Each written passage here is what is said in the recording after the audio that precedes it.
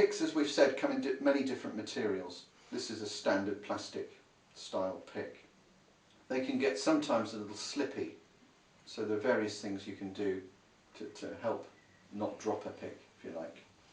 One of them, you can't really see this I think on the video, but this pick is made of something akin to sandpaper at this end.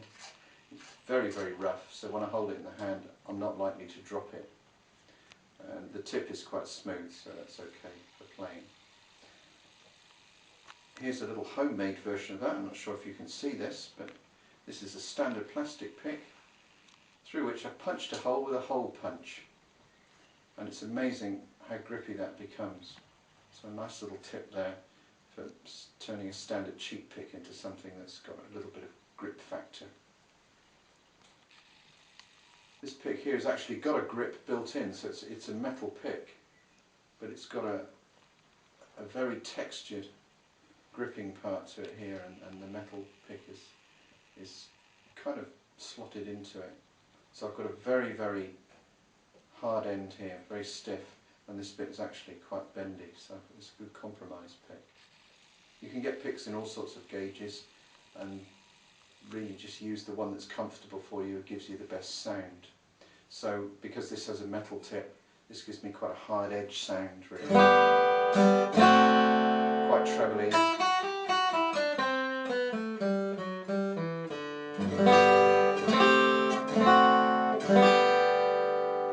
Other types of metal, this one is a steel pick, it's all metal. Again, I'm going to get quite a bright sound from that. And quite loud. This is the Brian May pick, if you like. This is a silver sixpence, and he likes to use these. You can move them very, very fast, and also gives a very bright sound on an electric guitar, and really good for doing alternate picking because there's so little of the pick, you haven't got to move it very far.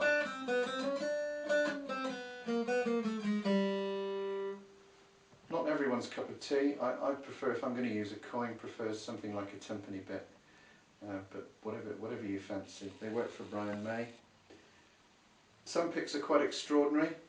This is a pebble from Chesil Beach, and it's been washed down to this lovely finish here, which is just great for alternate picking. It feels really smooth, but it's very, very bright and sharp. You've got to be careful with it.